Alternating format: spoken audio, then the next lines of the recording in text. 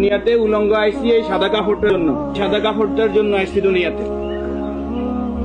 আমার মেয়ে, আমার স্ত্রী, আমার বোন, আমার মা বেপরদায় চলে, আমরা হইলাম দায়ুস। ওই পুরুষ দায়ুস যে তার স্ত্রী সন্তানকে পর্দা করে না। আপনি থাকতে আপনার স্ত্রী কিভাবে ফেরিয়ালার সামনে যায় আলু প্যাঁচ কিনে? আপনি দেশে থাকতে, আপনি এলাকা থাকতে আপনার স্ত্রী কিভাবে মার্কেটিং করে যায়, এভাবে বাজার সদাই করে?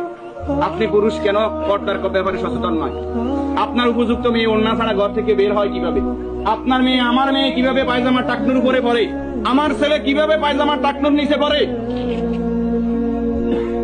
আমার টাকা দিয়ে আমার ছেলে সিগারেট খায়, আমার টাকা দিয়ে, আমার টাকার এমবি খরচ করে আমার ছেলে মেয়ে ঘরের মধ্যে গান বাজনা করে। আপনি পুরুষ উদাসীন, আপনার খবর নাই। খোদার কসম, দায়ুস ওই পুরুষ যে পুরুষ তার পরিবারকে দিন শিক্ষা দেয় না, কোরআন শিক্ষা দেয় না, পর্দার কথা বলে না, আর দায়ুস জাহান্নামে যাবে। এই দুনিয়াতে আসছে সাদা কাপড়টার জন্য, শুধু এই সাদা কাপড়টা অ্যারেস্ট করার জন্য।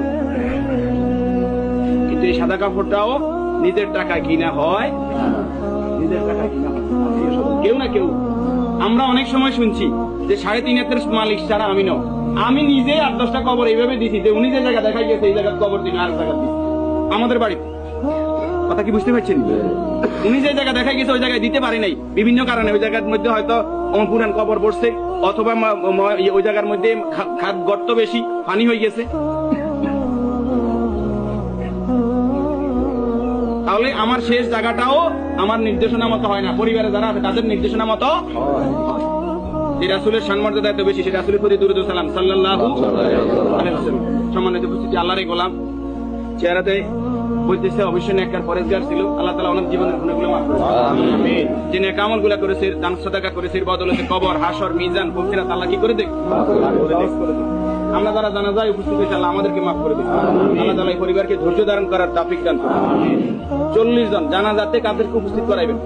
আমাদের কত বলবো, বলতে আর বলতে মনে চায় না। সব জানেন কিন্তু আমল নাই। আপনি জানেন যে আত্মীয়তার সম্পর্ক নষ্টকারী জাহান্নামে যাবে, আপনি নিজেই সেই সম্পর্কটা বারবার নষ্ট করেন।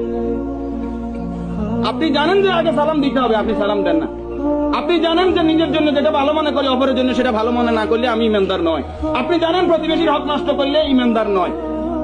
কই নাই, সব শুধু জানি, আমল করি না। আমাদের মাঝ থেকে আমলটা দূরে সরে গেছে। এই নেককার গোলাম জানাজাতে নামাজি পরেজগার লোক, শিরিক মুক্ত লোক, আপনার দৃষ্টিতে যিনি শিরিক মুক্ত, এরকম 40 জন লোক যদি দোয়া করে আল্লাহ তাআলা ওই দোয়া কি করে? 40 জন হাইবেন এই জন্য। উনি নামাজি পরেজগার, উনি হয়তো আপনি মনে করেন যে মাজারে সেজদা দেন শুধু কবিরা গুনাহ, মাজারে সেজদা দেন বুঝি শিরক। শনিবার মঙ্গলবার কি শিরক না? শনিবার মঙ্গলবার হিসাব করা শিরক নয়? শিরক, এটাও শিরক। জনগণ সকল ক্ষমতার উৎস, ঠিক নয়? জনগণ সকল ক্ষমতার উৎস, সকল ক্ষমতার মালিক কে?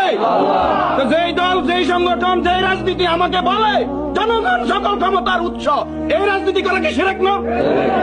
এই জিনিসটা কেন বুঝিনি আমরা?